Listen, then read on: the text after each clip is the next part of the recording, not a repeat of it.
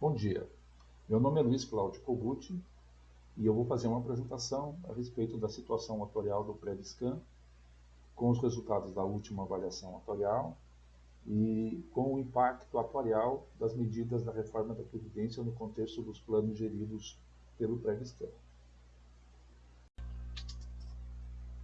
Então, iniciando aqui a nossa apresentação, em primeiro lugar vamos relembrar aqui qual é o modelo de financiamento adotado aí em Campo Mourão, que é de segregação de massas, usando a data de segregação 1º de janeiro de 2005. Todos os servidores admitidos a partir dessa data formam o fundo previdenciário e os anteriores formam o fundo financeiro. Então, a ideia da segregação é que o plano previdenciário eles tenha sempre equilíbrio financeiro e atuarial, e o plano financeiro, onde está localizado o déficit atuarial, como ele é um grupo fechado de servidores, de uma população definida, o município vai honrar com essa folha até o final desse grupo, até o final da vida desse grupo, e quando esse grupo estiver extinto, restará o fundo previdenciário, com todos os servidores admitidos a partir daquela data e todos os futuros servidores, como a transição da parte do sistema não capitalizado para um sistema capitalizado.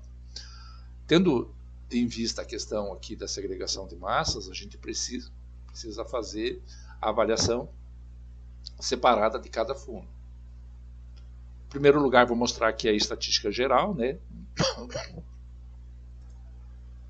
que é a quantidade de segurados, ativos, inativos por fundo. Você vê que o plano previdenciário ainda tem poucos inativos em relação ao número de ativos e o fundo financeiro já tem até mais inativos do que ativos. Tá? Então, essa é a situação cadastral na data da avaliação atuarial. Aqui sem considerar a segregação, a gente tem alguns números, a remuneração média, o benefício médio, a quantidade de inativos aqui das 10 últimas avaliações atuariais. Então, eu destaquei aqui em amarelo, o aumento do número de segurados. Então, em dezembro de 2011, o Previscan tinha 2.257 segurados. E hoje ele tem 3.016.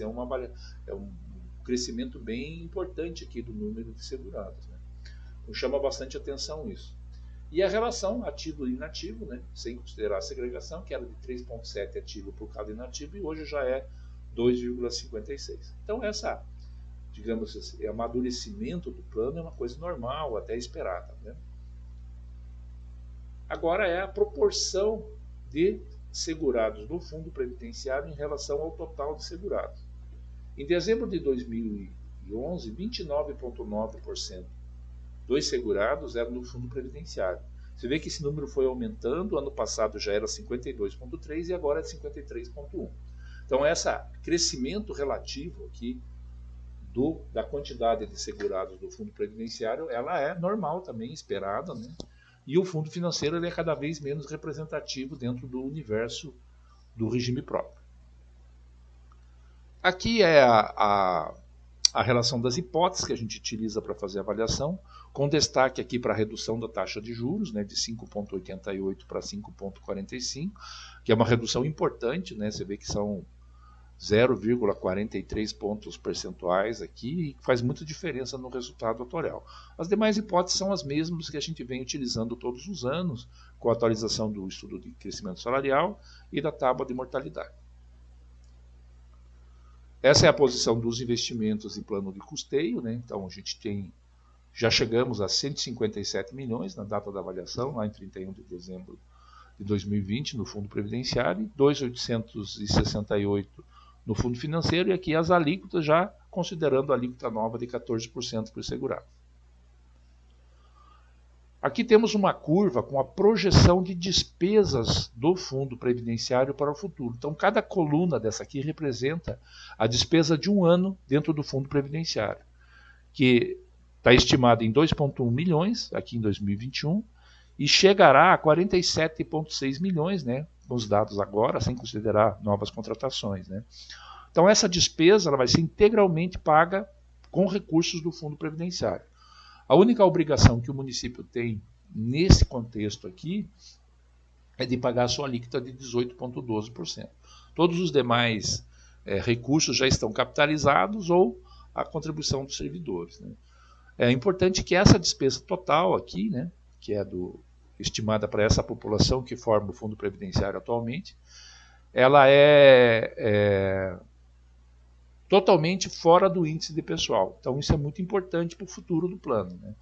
Na medida em que essas pessoas forem se aposentando, elas vão saindo da folha, né, e vão ser pagas com recursos próprios do Fundo Previdenciário, sem incidir no índice de pessoal.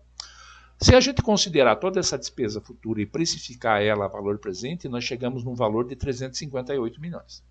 Então esse é o valor atual do benefício futuro do Fundo Previdenciário. Para fazer frente a essa despesa de 358 milhões, nós vamos receber, né, o Fundo Previdenciário vai receber 22 milhões de compensação, que é a contribuição de inativos, que é pequena porque é só quem ganha acima do teto que contribui. O 14% vale 84 milhões e o 16,12%, que já descontando a taxa de administração, vale 97 milhões. Menos os 157 milhões do ativo financeiro, chegamos a um superávit base de 4.353. Então, nós temos mais receitas e saldo de investimentos do que temos despesa em 4 milhões. Ok? Então, o plano tem equilíbrio financeiro e atuarial. Se a gente olhar os resultados dos últimos 3 anos aqui, você vê que o déficit atuarial ele diminuiu nesse ano. Isso é baseado no quê? Na redução da taxa de 5,88 para 5,45 e o fato de não ter tido uma rentabilidade muito boa durante o exercício de 2020. Mas, de qualquer forma, ainda temos um superávit bem confortável. Já no fundo financeiro, a gente tem uma outra característica. Você vê que a curva é totalmente diferente, né? Ela já está bem alta a despesa e ela ainda vai crescer por algo como 10 anos aqui mais ou menos, para depois começar a decrescer com o falecimento natural desse grupo de segurados. Então ela vai sair de 42 milhões para 55,2 milhões. Ao precificar esse valor aqui, a gente não usa taxa de juros, a gente trabalha com a taxa de 0% ou taxa nula. Então isso representa um custo total de 1.636 bilhão, né? Principalmente por a gente não utilizar taxa de juros. Descontando as receitas futuras e o saldo lá, que estava na conta do fundo financeiro em dezembro de 2020, nós temos um déficit de 1.540 bilhão. O 1.540 bilhão é o valor atual de todos os aportes que o município vai fazer até o falecimento do último segurado do fundo financeiro, né? Lá em 2080, mais ou menos. E esse é o comparativo dos últimos 3 anos, né? Então a gente tem aqui uma evolução bem notável, né? Já com a redução do número de segurados, né? Era 1.446, agora são 1.415, né? Que já vai reduzindo já com o falecimento natural, né? E aqui é a estimativa do aporte financeiro, né? Pegando a folha total, as contribuições, né? E a contribuição normal do município e o aporte calculado lá na base de novembro de 1.786. É mais ou menos o que o município pagou naquele mês para fazer frente à insuficiência financeira do fundo financeiro. Como eu já coloquei aqui, né, que essa despesa chega a em torno de 55 milhões, né, aqui, né, quando todos os 610 ativos aqui estão aposentados, é provável, né, que o município tenha uma despesa, quando todos estiverem aposentados, de algo como 5 milhões por mês para pagar esse grupo de aposentados e pensionistas, né, porque quando os 610 aqui ativos se aposentarem, o fundo financeiro vai ser formado só por inativos e vai estar em cargo 100% do município. Baseado na projeção dessa despesa que o município vai ter, então a gente fez um estudo aqui para ver o impacto da reforma da Previdência nesse modelo atual de segregação de massas.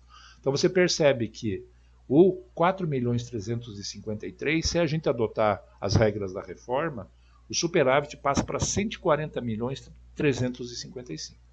Há uma redução da despesa futura de 358 para 247, porque as pessoas vão se aposentar mais tarde com valor menor, né, se adotar a reforma integralmente. E há um aumento das contribuições futuras, porque se a pessoa vai ficar mais tempo em atividade, ela vai contribuir mais para o fundo previdenciário. Isso repercute num aumento importante do superávit atuarial. Já no fundo financeiro também tem uma redução, aí cerca de 140 milhões, mais ou menos, 130 milhões. Não tem uma redução tão grande assim, porque uma boa parte desses 1.637 já é de benefícios concedidos, né? Que são pessoas que já estão aposentadas, para as quais a reforma não faz muita diferença, né? Então, considerando aqui que há uma redução do custo e um aumento na despesa, ainda tem essa diferença aqui de cerca de 125 ou 135 milhões no déficit atuarial. Com as alterações na segunda regra de transição de 100 para 50, né, que estava previsto, né, que seria uma proposta para ajustes, né, nas regras da emenda 103, o superávit esperado de 140 milhões cai para 99. Mas ainda assim há um aumento substancial aqui do resultado atuarial. E nesse contexto, o que nós estudamos a seguir? Né? Seria criar um fundo único, né, extinguindo a segregação, criando um fundo único previdenciário, resultante da junção, né, do grupo de segurados do fundo financeiro com o fundo previdenciário. Com isso, nós teríamos um déficit atuarial. Aqui também já foi previsto o aumento da alíquota patronal de 18,12% para 28%. Então, saímos de um resultado de um déficit de 576 milhões. Então, se tiver um fundo único, né, com esse grupo a gente vai considerar a taxa de juros, então diminui sensivelmente aqui o valor atual dos benefícios futuros. E se aplicar a reforma sobre o fundo único, o déficit atuarial cai para 384 milhões, de 576 para 384. E aqui aparece o parcelamento desse déficit. Então, quando não tem segregação de massas, você apura o déficit atuarial em valor, né, e parcela ele em até 35 anos. Então, esse aqui é o aporte que o município vai fazer mensal para pagar, para fazer frente a esse déficit atuarial. Então ele deixa de fazer aquele aporte para cobertura da insuficiência do fundo financeiro e passa a fazer um aporte diferente, né, calculado inclusive de uma forma diferente, para pagar o déficit atuarial desse fundo único previdenciário. A grande vantagem, digamos assim, do ponto de vista fiscal do município, é que esse aporte mensal aqui, ele não vai incidir no índice de pessoal. Então o município vai ter um benefício fiscal se ele adotar essa modalidade de financiamento. Ok?